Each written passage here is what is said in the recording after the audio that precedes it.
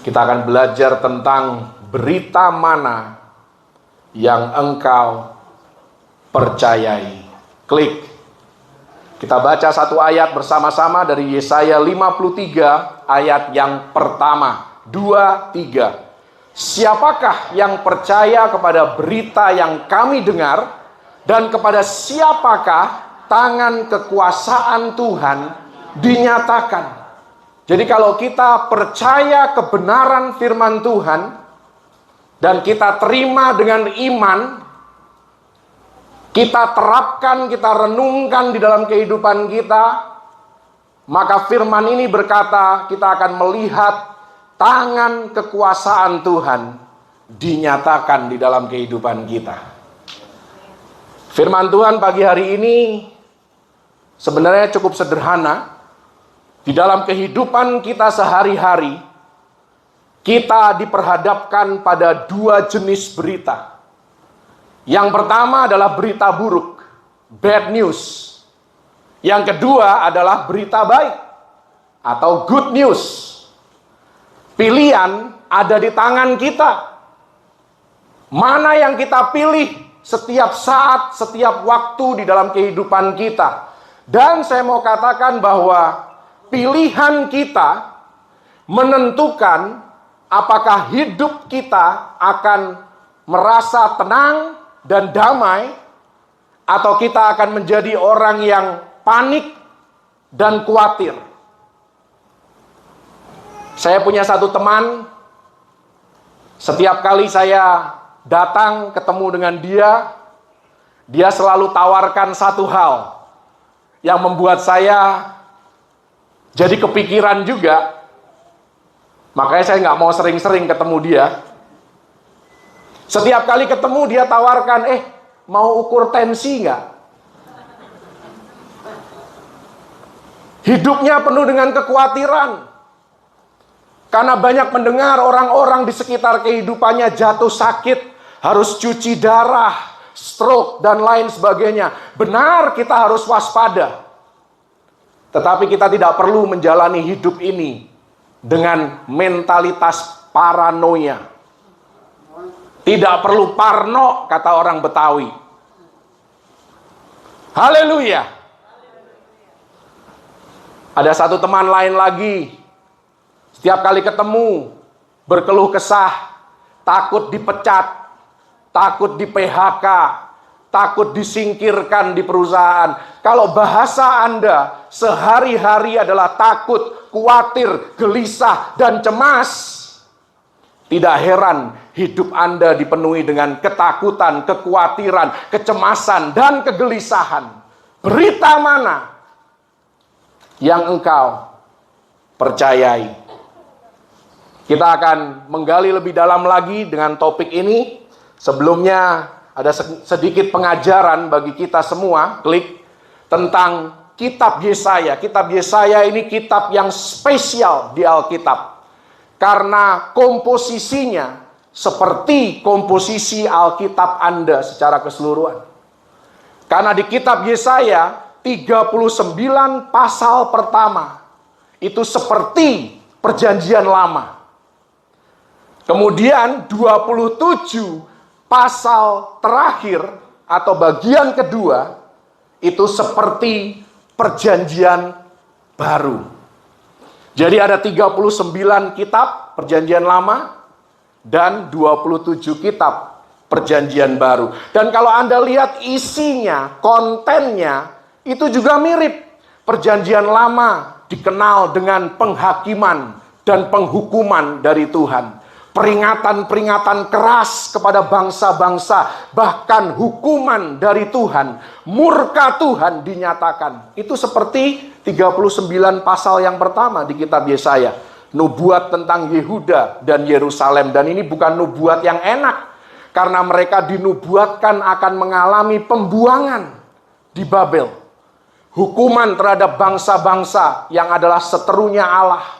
Nubuat tentang akhir zaman. Yerusalem tersesak dan terlepas.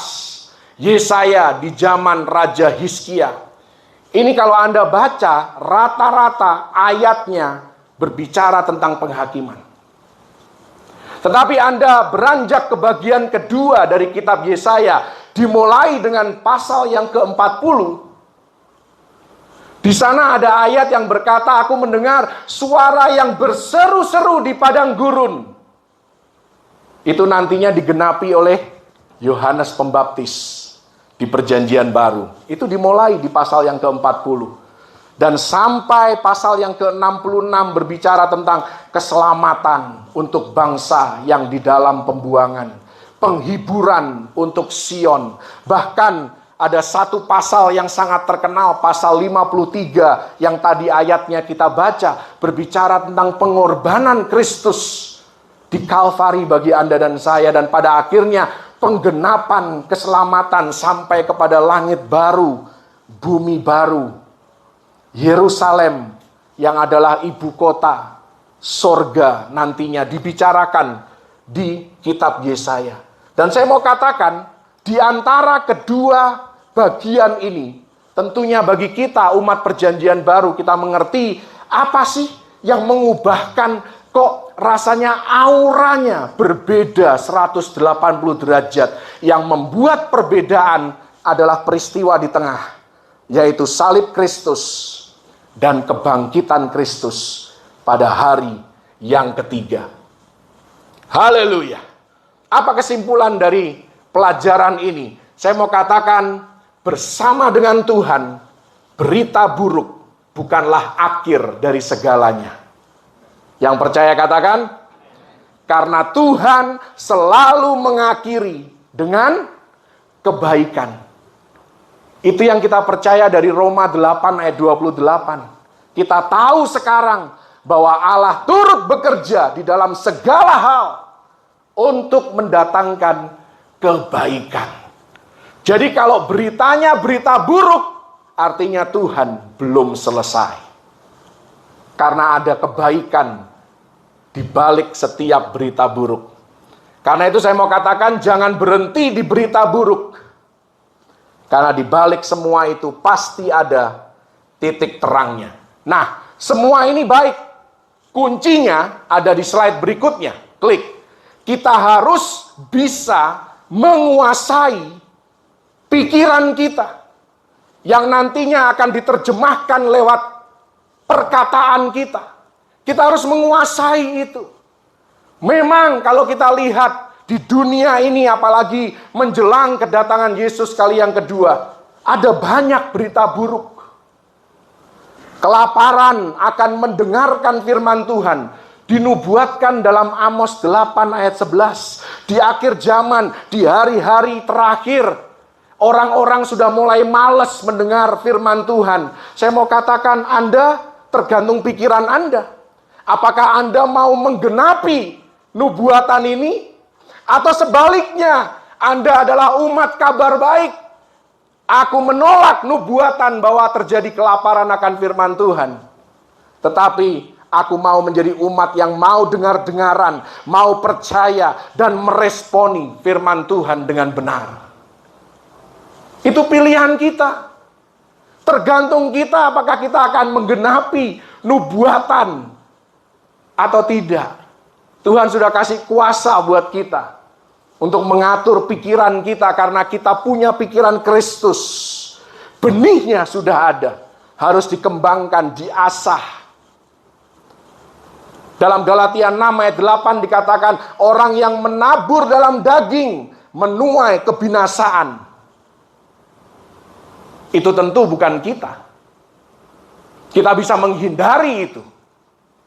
Dengan percaya, paruh kedua dari ayat itu, menabur dalam roh, menuai hidup yang kekal. Pilihan ada di tangan kita. Mana yang kita mau tabur, supaya tuaiannya sesuai dengan harapan kita, sesuai dengan kehendak Tuhan dalam hidup kita. Memang hari-hari ini terjadi deru perang, kelaparan, wabah penyakit, gempa bumi. Itu bisa menjadi kekhawatiran di dalam kehidupan Anda, membuat Anda gelisah, membuat Anda takut menghadapi hari-hari hidup Anda. Atau sebaliknya, Anda bisa mengubahnya. Di pasal yang sama dikatakan, di tengah hal-hal negatif yang terjadi, Ayat yang ke-14 dari Matius 24 ditulis di sana, Injil kerajaan diberitakan di seluruh dunia. Ini berbicara tentang kebangunan rohani. Jadi di satu sisi dunia semakin gelap, di sisi yang lain dunia semakin diterangi dengan kemuliaan Allah. Lebih daripada sebelumnya. Karena kita punya konektivitas, kita punya internet, kita punya medsos yang bisa menjangkau ke seluruh penjuru dunia dalam waktu yang singkat. Jadi kehendak Tuhan bagi kita, klik, jangan hanya menerima berita buruk. Kita bukan sedang meniadakan berita buruk, tidak. Saya tidak menyangkal bahwa semua hal yang negatif, banyak hal buruk sedang terjadi di dunia kita. Saya tidak menyangkal itu. Kita tidak boleh hidup dalam penyangkalan. Kita tahu Jakarta macet. Jangan disangkal-sangkal. Oh enggak kok, Jakarta enggak macet kok. Ya Anda perginya cuma dari Pulau Mas ke Kampung Ambon, ya enggak macet.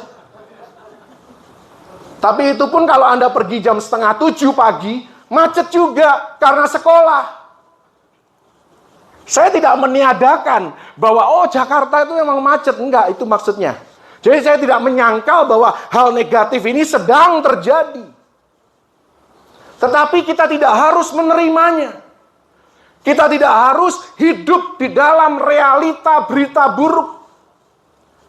Karena kita punya kabar baik yang harus kita amini juga. Dan ini bukan kampanye. Kita harus mengamini kabar baik. Lebih daripada menerima berita buruk. Yang setuju katakan amin. Anda kalau pergi ke dokter divonis sakit keras, apa yang Anda lakukan? Ya sudahlah, langsung operasi aja dok. Nggak mungkin. Orang normal tidak mungkin seperti itu. Anda divonis sakit keras, Anda akan cari dokter yang lain. Aku mau second opinion.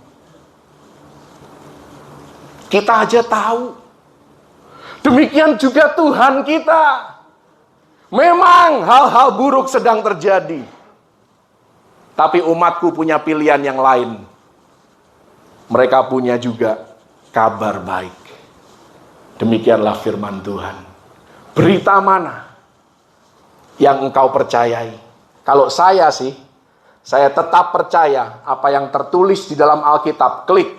Amsal 18 ayat yang ke-10 dikatakan, nama Tuhan adalah menara yang kuat, kesanalah orang benar berlari, dan ia menjadi selamat. Kita harus tetap pegang teguh ini, saudara. Bukan cuma nyanyi tentang God is my refuge. Tuhan adalah Tuhan yang melepaskan aku, Tuhan yang melindungi aku. Tapi kita harus percaya bahwa memang di dalam Tuhanlah ada keselamatan. Karena itu dalam hidup kita bisa memilih dua jenis laporan. Klik. Ada laporan orang berdosa dan ada laporan orang kudus. Anda boleh pilih. Di sebelah kiri, laporan orang berdosa berkata, masa kesukaran melanda dan hari-hari hidup semakin berat dan sulit. Memang ada ayatnya. Itu benar. Tetapi kita bukan orang dunia. Kita bukan lagi orang berdosa. Kita adalah orang yang dikuduskan oleh darah Yesus. Karena itu di tengah masa kesukaran yang sedang melanda dan hari hidup yang semakin berat dan sulit, inilah masa di mana anak-anak Tuhan bangkit dan menjadi terang. Dunia harus bisa melihat perbedaan antara anak-anak terang dan anak-anak gelap. Haleluya. Laporan orang berdosa berkata banyak orang murtad dan saling menyerahkan, saling membenci. Tertulis dalam Matius 24 ayat 10. Tapi jangan lupa, Roma 8 ayat 37 berkata, Anda dan saya orang percaya, kita lebih dari pemenang. Haleluya. Orang berdosa berkata, masa hidup kami 70 tahun. Dan jika kuat 80 tahun. Berapa banyak yang masih percaya seperti ini? Padahal Tuhan kasih jatah berapa tahun? 120 tahun. Dan di masa tuanya pun masih berbuah, masih segar, masih gemuk. Artinya diberkati oleh Tuhan. Mazmur 92 ayat 15. Anda percaya yang mana? Laporan orang berdosa atau laporan orang kudus? Berapa banyak yang usianya 60 tahun di sini? Ya, kalau Anda laporannya laporan orang berdosa, umur Anda tinggal 10-20 tahun lagi. Tapi kalau Anda laporannya laporan orang kudus, 60 tahun baru separuh jalan. Masih ada 60 tahun lagi ke depan. Haleluya!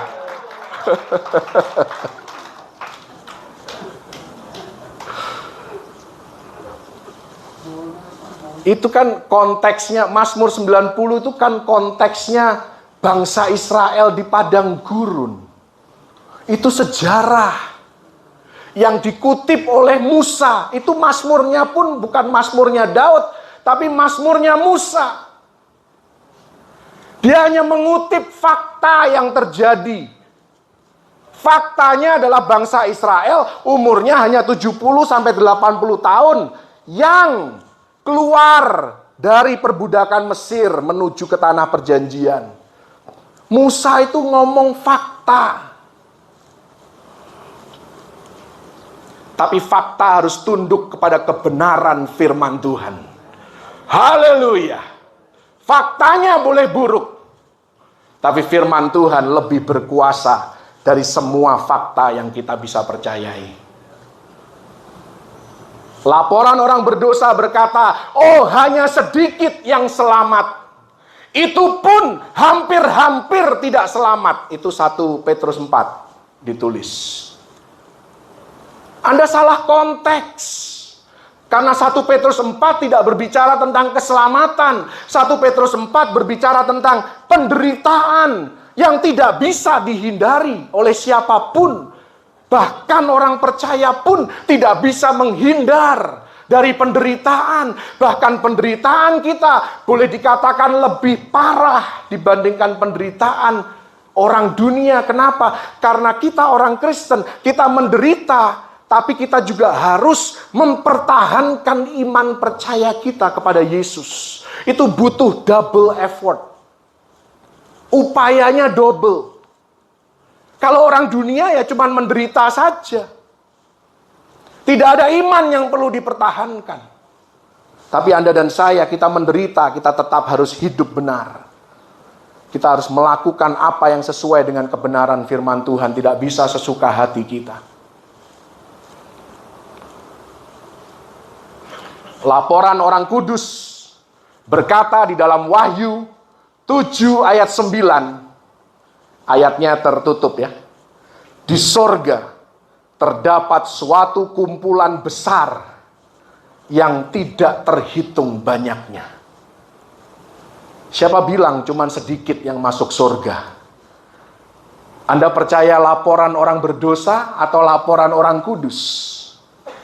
Dan Anda tahu yang tidak terhitung, siapa yang menghitung? Yang menghitung ini bukan manusia. Yang menghitung itu malaikat. Malaikat itu dahsyat nggak? Dahsyat. Punya kuasa supranatural bahkan lebih daripada manusia. Tapi untuk menghitung jumlah orang di sorga, mereka nggak sanggup. Terlalu banyak. Jadi sedikitnya Tuhan beda dengan sedikitnya kita. Haleluya. Sedikitnya kita mungkin 1000. Sedikitnya Tuhan mungkin 1 miliar. Itu sedikit bagi Tuhan. Haleluya. Saya mau tanyakan sekali lagi, nanti Anda jawab dalam hati. Berita mana yang engkau percayai. Kalau saya tetap memilih kabar baik lebih daripada berita buruk. Dan ini akan menentukan kehidupan kita sehari-hari. Apakah kita akan khawatir, takut, cemas. Saya mau beri Anda lebih lagi kabar baik. Klik. Ada 2 ayat minimal. Yohanes 16 ayat 33. Dalam dunia kamu memang menderita penganiayaan. Itu berita buruknya. Tetapi kuatkanlah hatimu. Aku, Yesus, telah mengalahkan dunia. Haleluya. Mazmur 34 ayat 20. Kemalangan orang benar banyak. Ini berita buruknya, tapi masih koma.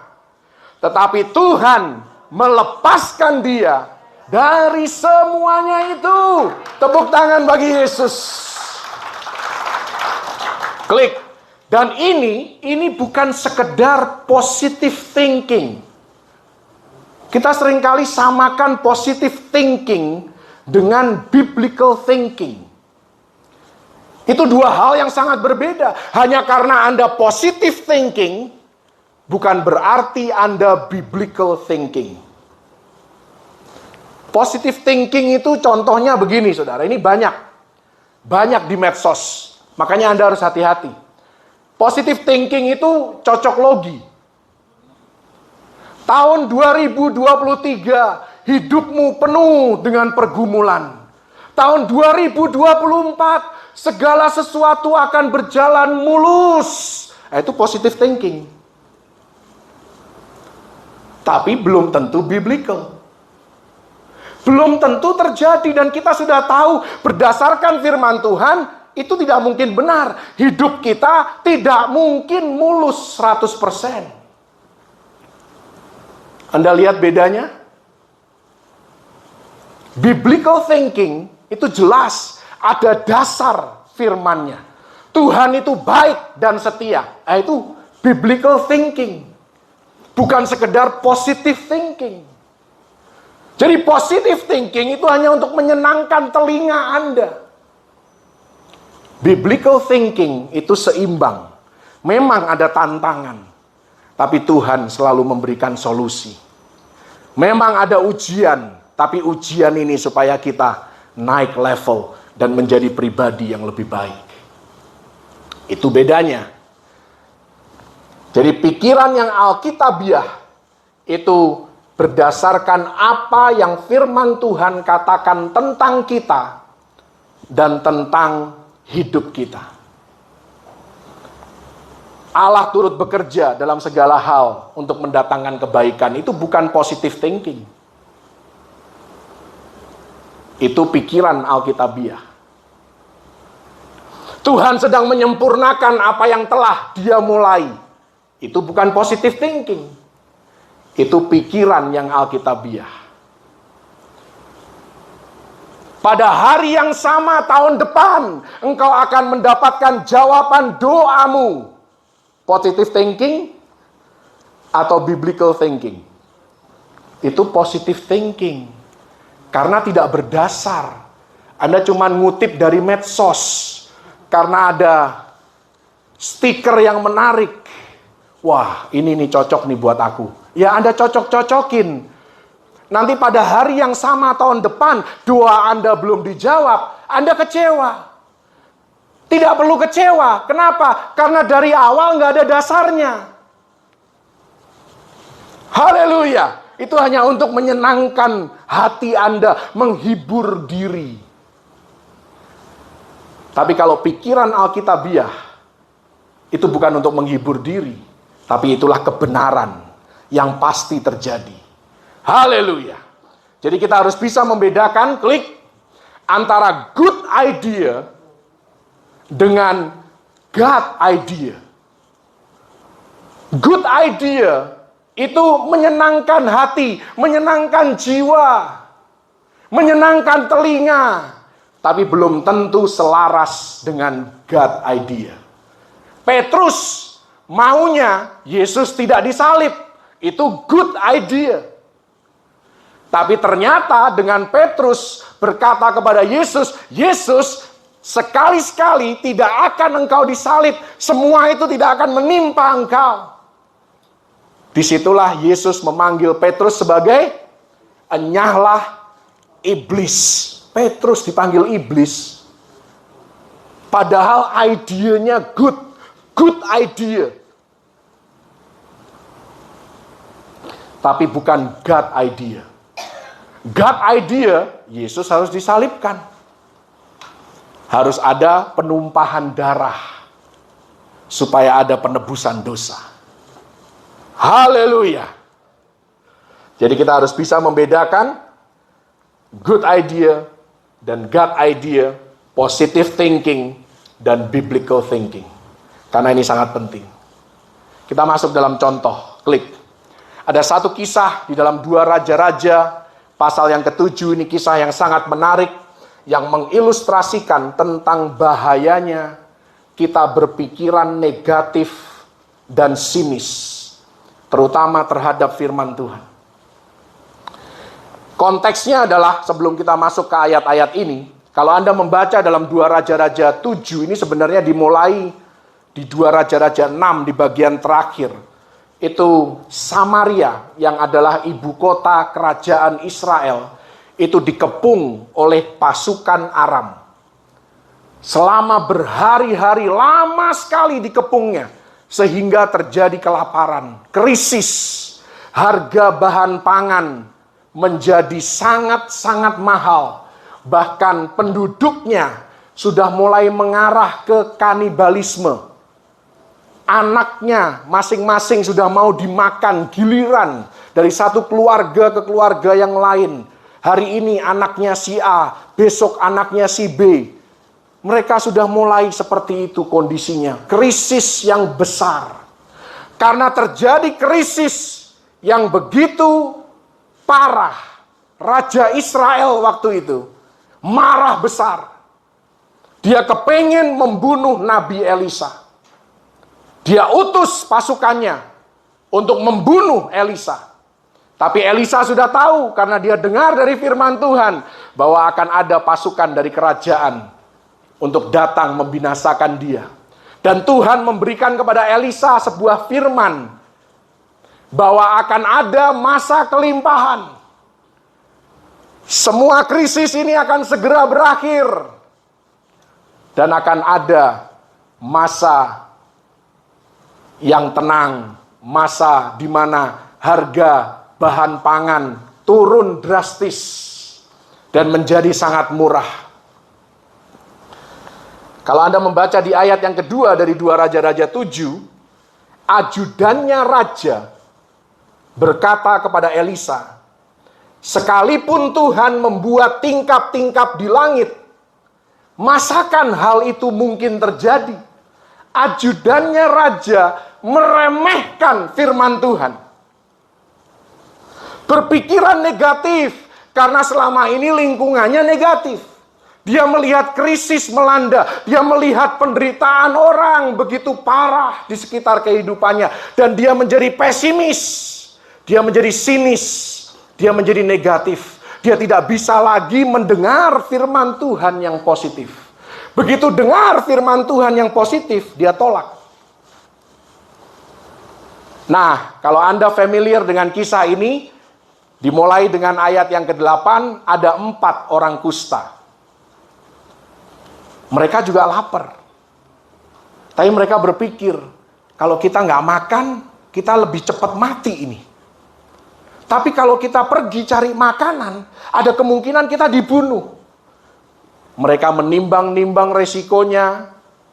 Semuanya ragu-ragu awalnya. Pada akhirnya mereka menetapkan hati, ayo kita masuk ke perkemahan Aram.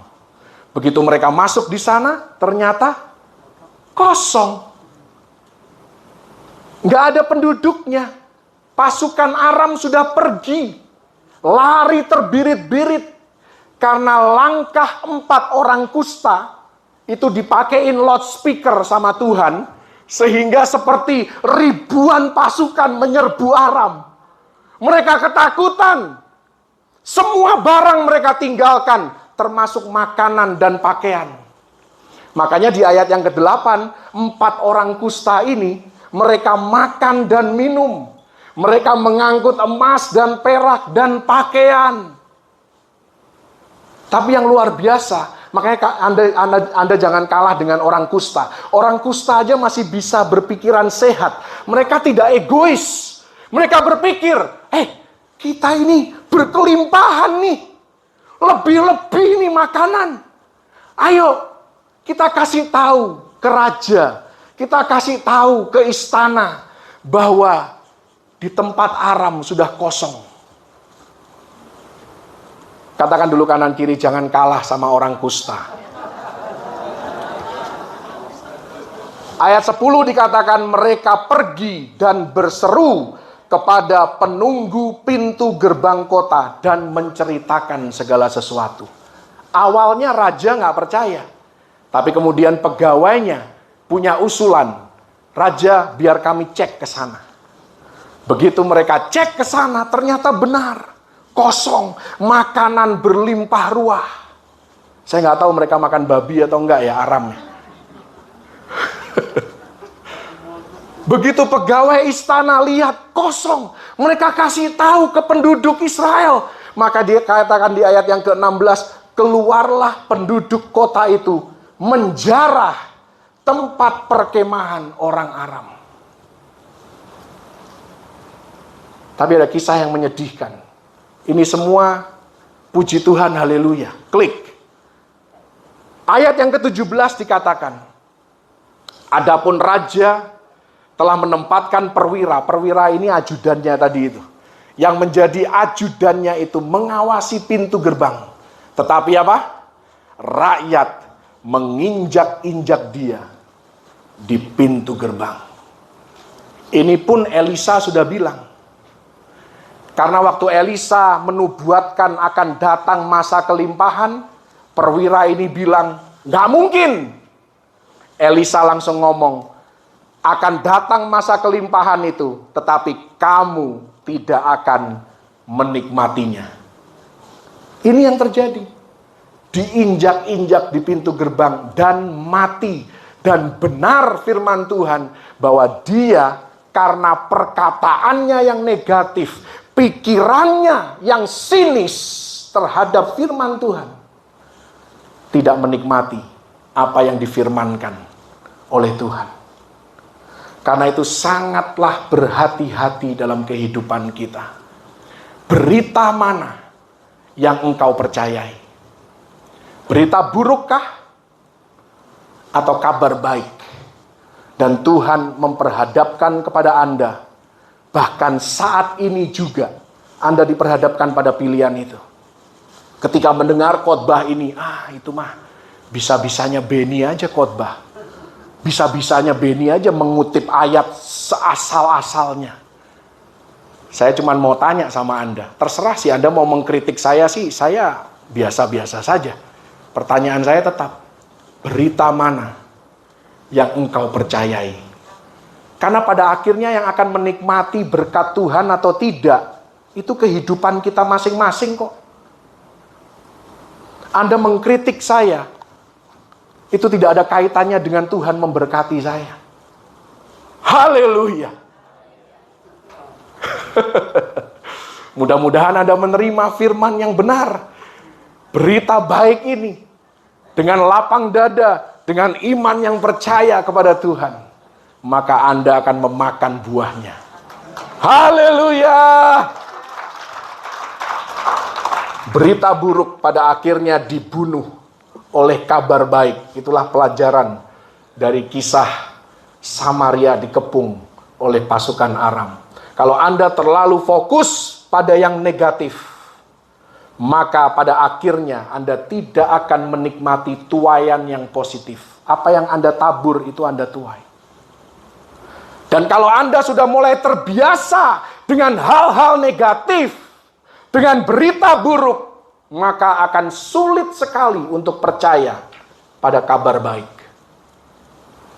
Karena Anda takut dikecewakan. Anda takut PHP. Tapi firman Tuhan tidak pernah PHP. Haleluya. Klik, ini bagian terakhir tentang Timotius.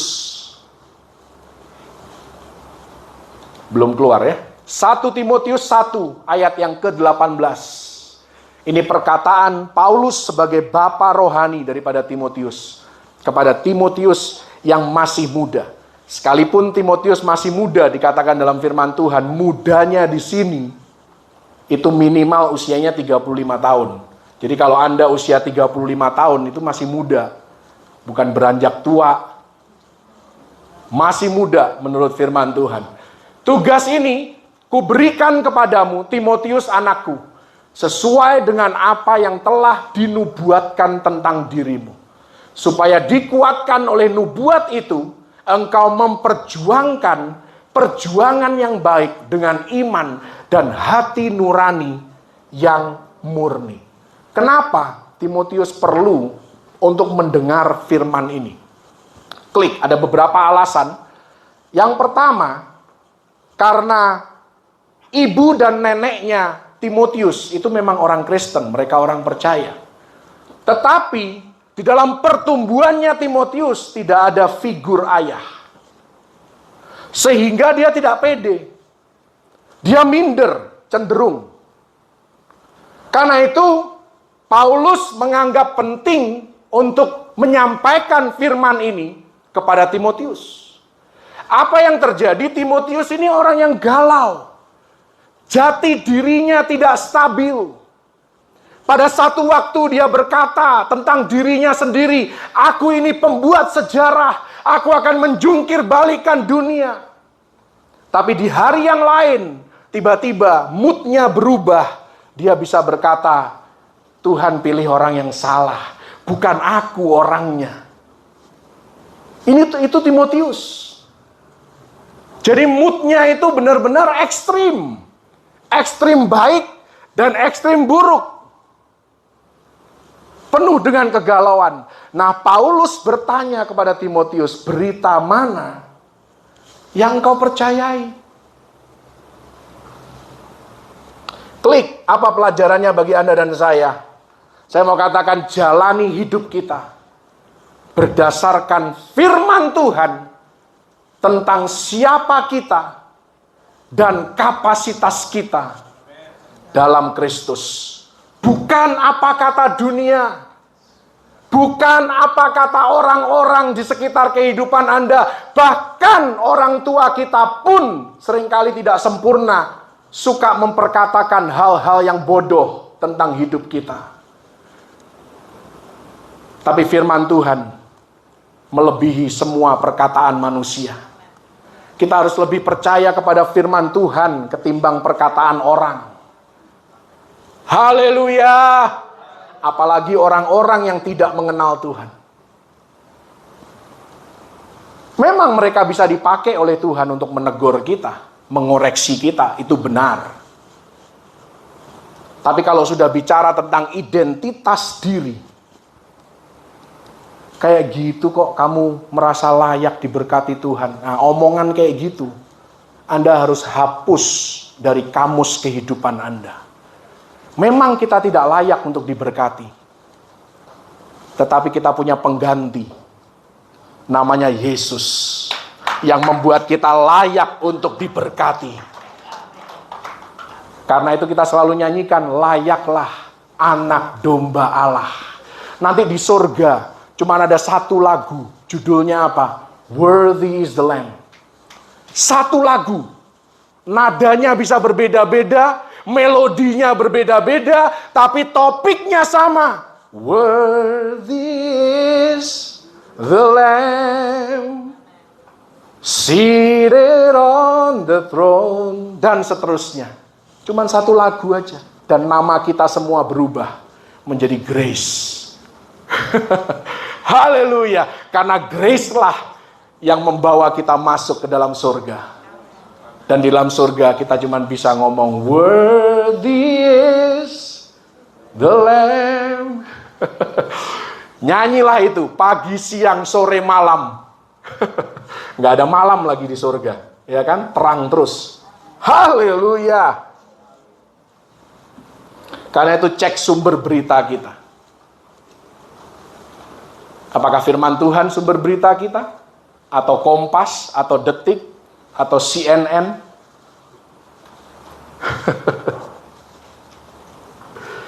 Dan kita harus lakukan setiap hari. Klik. Ini sudah menjelang akhir. Karena itu, saya mau katakan lindungi dan pertahankan janji dan firman Tuhan. Karena kalau Anda tidak melindungi firman Tuhan yang ada di dalam Anda pasti kecolongan.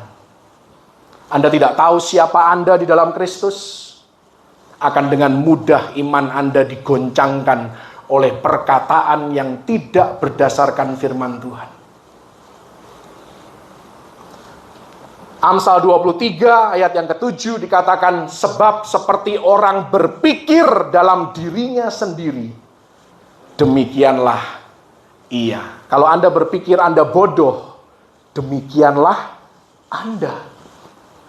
Tapi kalau Anda berpikir Anda diurapi oleh Tuhan, demikianlah Anda. Dan firman Tuhan berkata tentang kehidupan kita dalam Ulangan 28 ayat 13. Tuhan mengangkat engkau menjadi kepala, bukan ekor. Engkau tetap naik dan bukan turun. Haleluya. Dunia berkata hidup manusia seperti roda. Firman Tuhan tidak pernah menulis seperti itu. Berita mana yang Anda mau percayai? Tuhan selalu membawa kita naik. Tidak ada dikatakan, oh hidupmu nanti kadang-kadang di bawah ya. Nggak ada. Jadi roda kehidupan itu bagi orang dunia, bagi orang yang tidak percaya. Bagi Anda dan saya, naik terus. Haleluya. Bukan saya yang ngomong, firman Tuhan yang ngomong. Tergantung Anda percaya atau tidak. 2 Timotius 1 ayat 6, kobarkanlah karunia Allah yang ada padamu. Di setiap diri kita ada karunia Allah, sudah punya. Pertanyaannya, mau nggak kita kobarkan? Haleluya. Anda kalau mau minum teh manis, Anda bikin tehnya, Anda masukin gula. Kalau nggak diaduk, kalau tidak dikobarkan, tidak akan menjadi satu. Tehnya tetap pahit. Gulanya ngendap di bawah. Sama juga dengan talenta karunia kita. Nggak pernah dipakai, ngendap.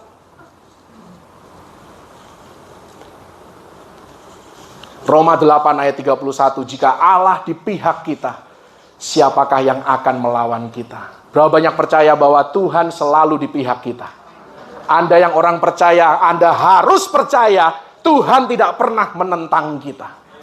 Tuhan tidak pernah berlawanan dengan kita. Tuhan ada di pihak kita. Kita yang seringkali bandel, melawan Tuhan. Kalau Tuhan sih selalu, ya kita menyimpang pun dikoreksi, dibawa balik, diluruskan. Itulah Tuhan kita yang sangat-sangat baik. Ini cuma beberapa ayat saja. Saya nggak punya ruang yang cukup untuk mengutip keseluruhan ayat. Nanti Anda cari ayat-ayat yang lain, karena masih banyak. Dan saya mau tutup dengan pelajaran bagi kita. Ada 3 pelajaran dari slide ini. Yang pertama, jangan percaya berita buruk tentang hidup kita. Haleluya. Namanya saja Injil ini namanya apa? Good news. Bahkan sebenarnya arti kata Injil itu bukan hanya good news, tetapi too good to be true. Terlalu rasanya kalau didengar tuh kita nggak percaya. Oh, seperti itu ya. Kita terheran-heran dengan kebaikan Tuhan. Karena itu jaga dan lindungi firman Tuhan tentang hidup kita. Itulah pentingnya Anda datang ke gereja, supaya Anda mendengar dan diingatkan tentang kabar baik. Dan pastikan Anda yang berkhotbah, Anda mengkhotbahkan kabar baik. Karena Tuhan memberikan kepada kita kabar baik. 3, percaya bahwa kabar baik lebih berkuasa daripada berita buruk. Dan bertindaklah demikian. Haleluya. Paling terakhir, klik. Paling terakhir. Karena itu saya mau katakan di penutupan, makanlah firman Tuhan sebanyak-banyaknya. Kalau makan daging sudah mulai dikurang-kurangin. Tapi firman Tuhan Anda boleh nambah terus. Supaya tahu, supaya kenal siapa diri Anda, kapasitas Anda di dalam Kristus. Teruslah berjuang dengan firman Tuhan tadi. Seperti nasihat Paulus kepada Timotius. Yesuslah kemenangan kita. Haleluya.